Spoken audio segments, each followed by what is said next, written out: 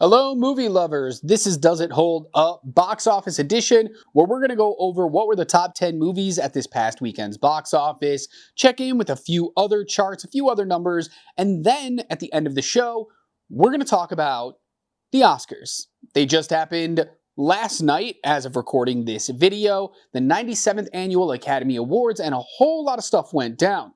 And we'll get there. First, we're going to start with what were the top 10 movies at this past weekend's box office.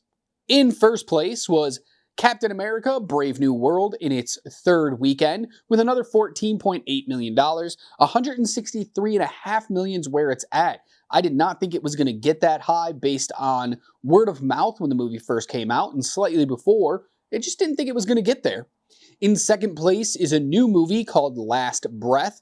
$7.8 million is what it brought in. This movie actually looks really good, but hopefully you're not scared of water or dark or claustrophobic, or because this movie definitely feels like it'll be really hard to watch if you are. In third place is The Monkey in its second week with $6.4 million. It's brought in just under $25 million right now domestically, doing pretty well. I think Osgood Perkins is finally found like his niche, his crowd, and they go out for his movies. In fourth place is Paddington in Peru in its third week with another $4.5 million. Its totals $31.3 million right now. Pretty sad for a Paddington movie, but hopefully it just has legs. It'll just go and go and go. In fifth place is Dog Man in its fifth week with another $4.2 million. $84 million so far. I don't think it's going to get to that $100 million, but we'll find out over time. In sixth place is Mufasa the Lion King in its 11th week. Yes, 11 weeks for this movie that opened up so poorly. It took in just under $2 million. Its grand total right now is $248 million. Crazy. In seventh place is Neja 2 in its third week with another $1.7 million. It's about $18 million here domestically, but the worldwide number is so much better. In eighth place is Heart Eyes in its fourth week with another $1.3 million. Its grand domestic total right now sits at about $28.8 million. Really good for a movie that I don't think people had a lot of hope for when it came out. In ninth place is The Unbreakable Boy in its second week with just $1.2 million. It's only at $4.5 million here domestically. I'm not sure if that's because the movie's not really as good as people thought it was going to be, or maybe the star Zachary Levi, people turned on him after some things that he said.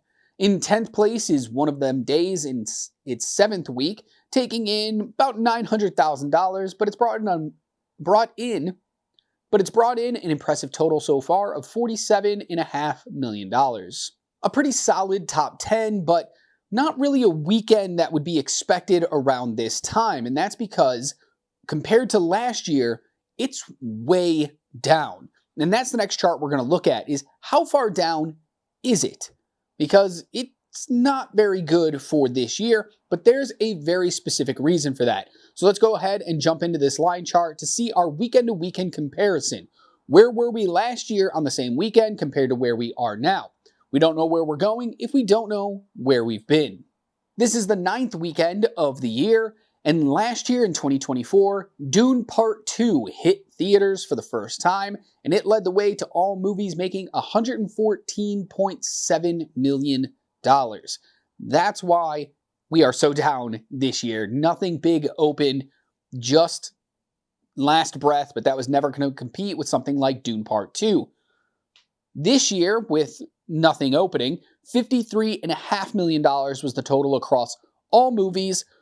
But so far, in 2025, there's only been 2 weekends that this year has not surpassed last year.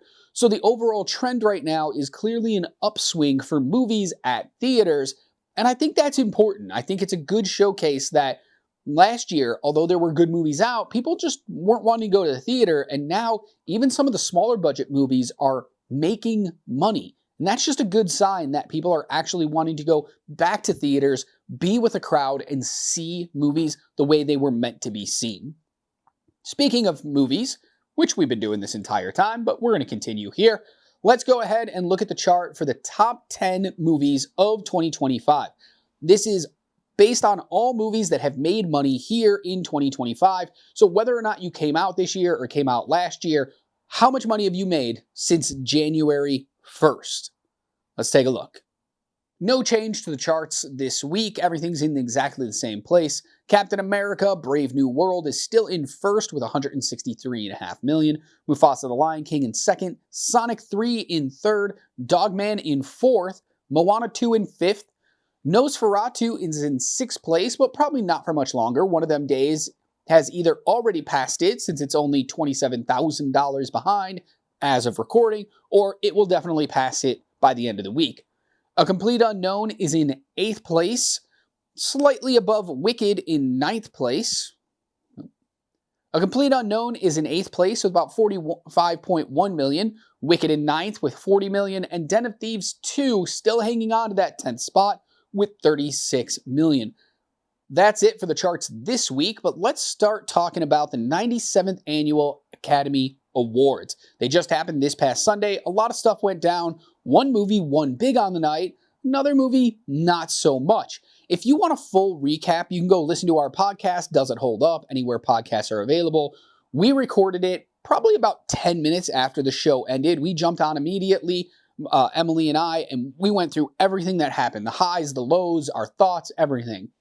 I'm not going to do a full recap here. There are a ton of good videos on YouTube that you can actually go check out right now that do a wonderful breakdown and recap of what happened on the night.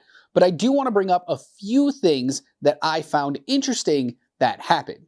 The first thing, obviously, is the opening monologue. Conan O'Brien was the host, and I thought the opening monologue was pretty strong. He came out after coming out of Demi Moore, where, it was a play on the substance, and he did a few good jokes. I don't think he went as hard as he probably could have gone, but overall, I think most of what he said landed. There were two bits that really stuck out to me, though.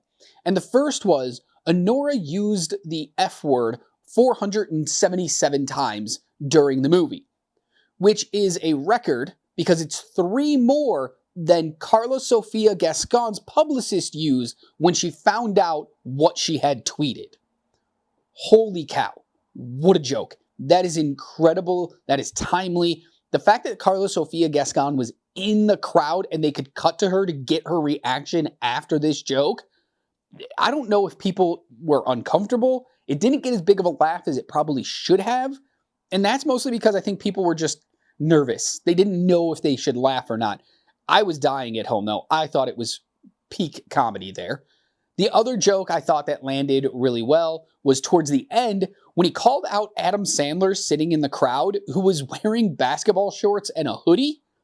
And he called him out for not dressing appropriately. And Adam Sandler went on a little tirade about, nobody would have noticed had you not called me out for it. Now I got to leave and you embarrassed me in front of my peers. It was just a great back and forth between them. Adam Sandler was just having a good time. But the best part about it was at the very end. If you had watched the Golden Globes, the host of that show called out Adam Sandler to be like, Timothée Chalamet's name always makes me laugh because it sounds like a word Adam Sandler would just say in his Adam Sandler voice. So as he's leaving, and I don't think this was planned at all, he goes, one more thing. And he runs back to the front of the aisle that he's walking down, and he hugs Timothée Chalamet and goes, Chalamet! And then just walks off. And it was just classic comedy, really great bit. Nobody got hurt. Nobody was made fun of. Timothée Chalamet was cracking up the whole time. Just really, really strong opening to the show. The next highlight for me was that Flo won Best Animated Feature. The heavy favorite going in was The Wild Robot, but Flo started picking up a little momentum, a little bit of conversation being had around it. Flo was my favorite animated movie of last year. I picked it to win in my own picks if I could pick the winner. I thought it was going to go to The Wild Robot, but I'm not even mad. I'm pleasantly surprised and very happy that Flo picked up this award. It 100% deserved it when only 12 people worked on this entire movie. 12 people. The credits are 15 seconds long. 12 people. Compared to DreamWorks movies where thousands work on it. So, just incredible win for them. Then, Kieran Culkin won Best Supporting Actor. We all knew it was coming. It wasn't really a surprise at all. But it was really refreshing to hear his speech. It wasn't all the crying and the, oh, thank you so much, and I deserve this, and oh, I'm so happy to be here. He went up, he thanked everybody, he did this, and then he gave a wonderful story about how he told his wife a year ago at the Emmys that he wanted more kids. And she said, if you win an Emmy, I'll give you 3, because they already have 2 kids. So he won the Emmy, and they were joking. He said, no, I actually want 4. And she said, well, if you ever win an Oscar, I'll give you 4 kids. Well, he has an Oscar now. So it was a nice back and forth between them. They kept cutting to her to show her reaction, and she was playing it up perfectly. It was really refreshing that that's kind of what set the tone for the rest of the night.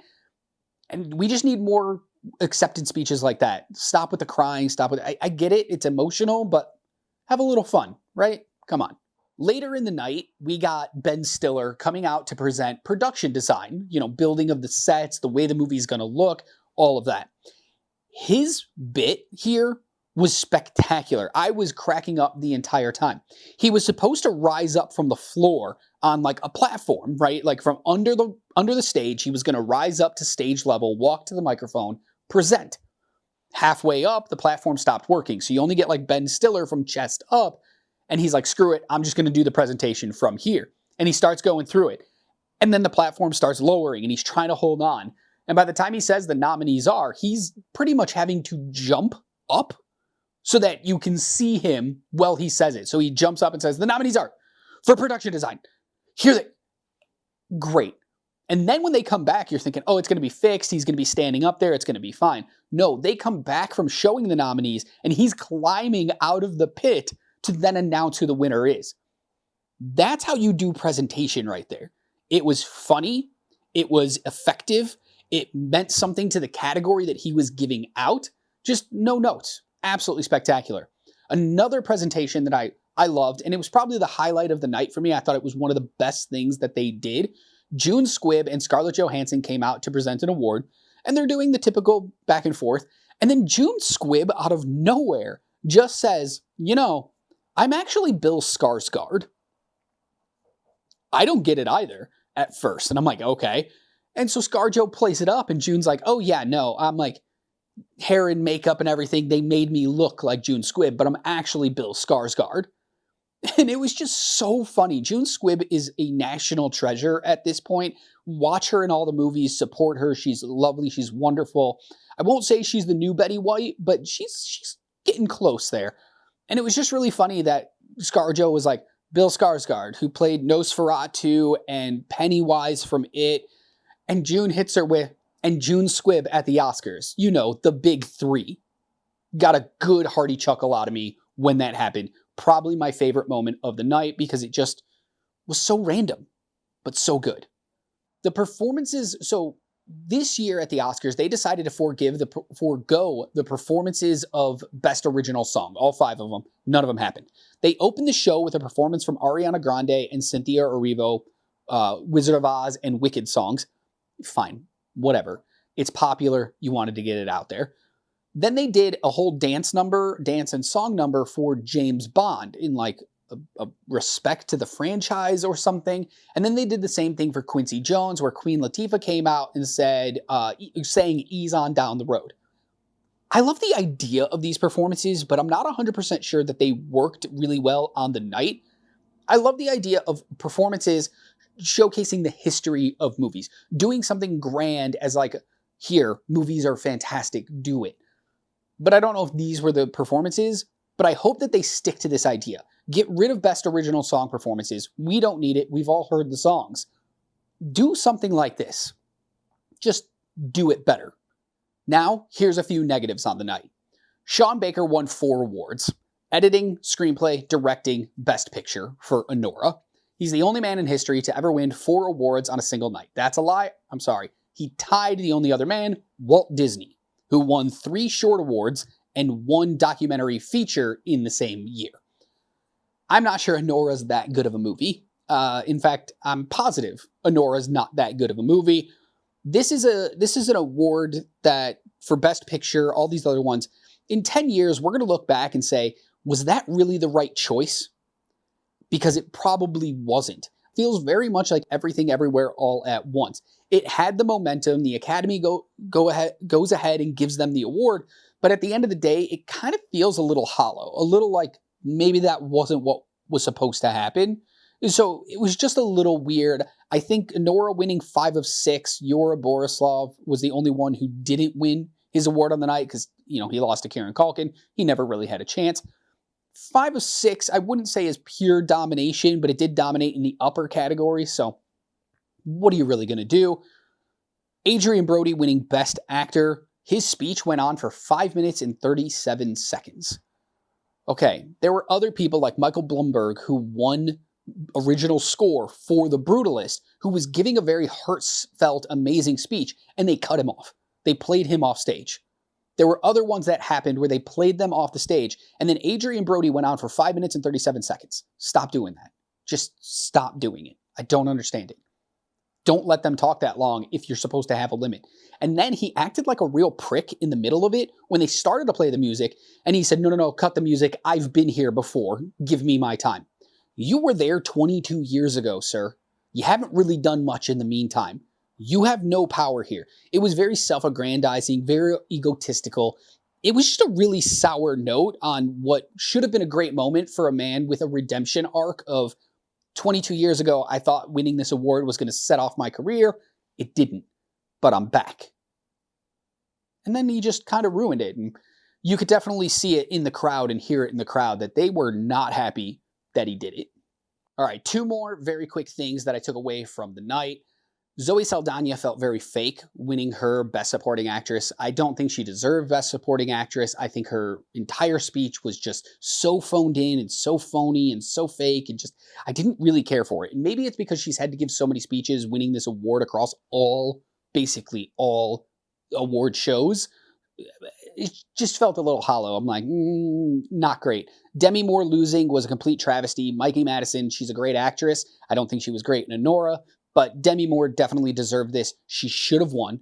And then the last thing is, oh my gosh, what is the last thing? The In Memoriam. The In Memoriam. I do not envy the person who has to put this together because they literally have one of the hardest jobs because fans will immediately point out if somebody's not included. But they did forget 2 very big names.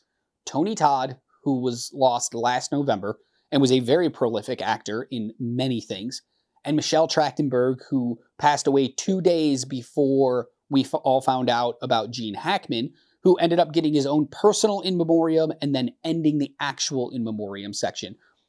You cannot forget big names like that. Shannon Doherty was left off as well. You just can't do it.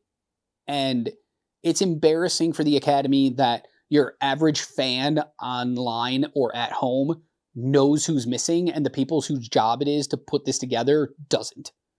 Do better, Academy. With that said, though, I really liked this in memoriam. It focused on the actual people rather than like the singer or the dancer or the performer or the whatever. It was just a screen with music playing, and they showed clips of every single actor, of every director, of everybody. They just showed them, and it was beautiful. More of that, please.